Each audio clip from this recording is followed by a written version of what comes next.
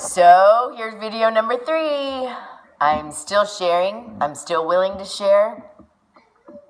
I want you to follow my journey. I want you to understand struggles. And so if you're catching up on video 1, video 2, or if you're finding video 3, I'm pretty much saying how life has the power of your mind. Your strength of your mind, your strength of what you can accomplish if you allow yourself to be what you think you should be. If you say, I dream of this, well, why aren't you that? Why are you putting all limitations on yourself? There is times where you just have to accept what is the best you. That is true, yeah. I'm not going to be like J-Lo. I wish I was. I got a body like her a little bit, but I really don't have a body like her. But yes, is it J-Lo that I would, and I've been called K-Po for years. Just because I was like, finally, somebody put my body on a map. So here you go. It is one thing that, yes, J-Lo, if you ever hear this video, if you ever go on YouTube, you're my dream star. You've been my sister's dream star. We love you. Your body's amazing. One day I'm going to keep on going and be you. No. I do not want to be anybody but me. And that has become a part of my journey of self-love. So today I wanted to talk about how much do you love yourself? Would you date you? Are you somebody you would want to look at? Are you somebody you would actually want to go on a date with and say, wow, she has a great attitude. Wow, she is really sweet. Wow, she's really kind. Or wow, she's actually really giving. Are those any of the attributes that you have? And would you date you? And I can tell you this, as in my dating process, I'm going to answer for a while, I would not date myself. And it took me humbling. And I had to become humble because what I had said was, nope, I will never be hurt again. I will never be anything less than just strong-willed. And that's all there is to it. Well, God humbles you. And life humbles you. And failures humble you. And if they don't, they make you callous and mean and alone or depressed. And let's talk about depressed. Let's talk about sad. Let's talk about, remember, if you watched video 2, I was pregnant with my little second guy. And I was not ready. I wasn't ready for the mental journey that it took. And once again, I'll tell you why. I have a heart-shaped uterus. That's why I love hearts so very much. So with that, it's called a bicornate uterus.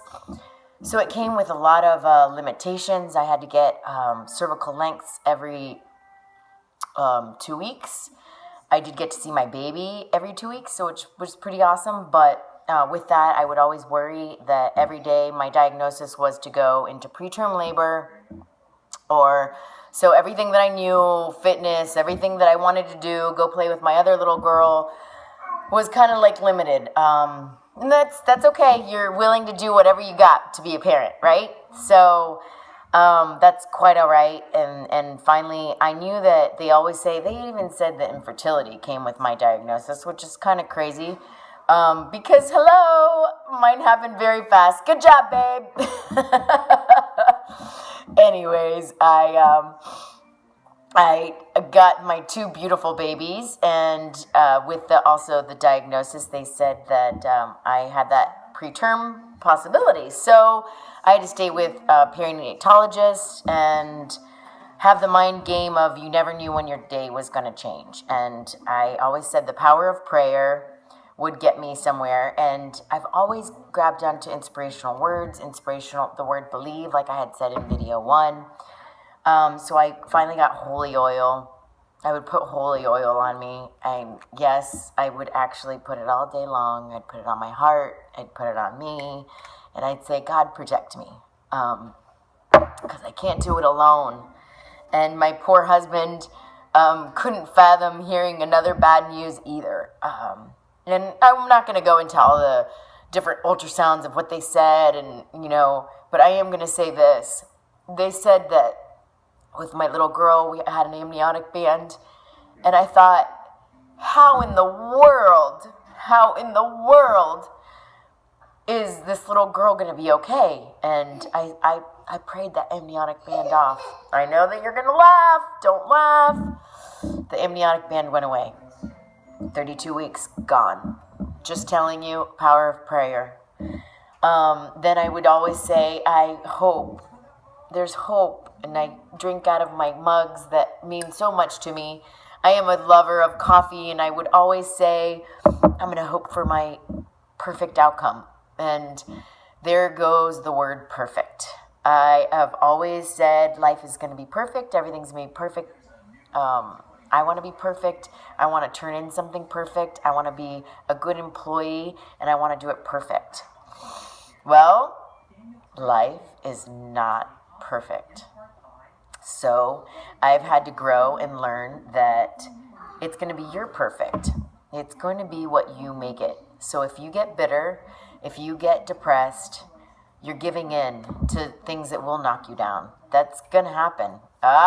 Here comes a little girl. So I'm going to say continued. We're going to continue, but I'm going to continue to tell you what I'm personally just started reading, The Gift of Imperfection. So continue again. We'll talk to you soon.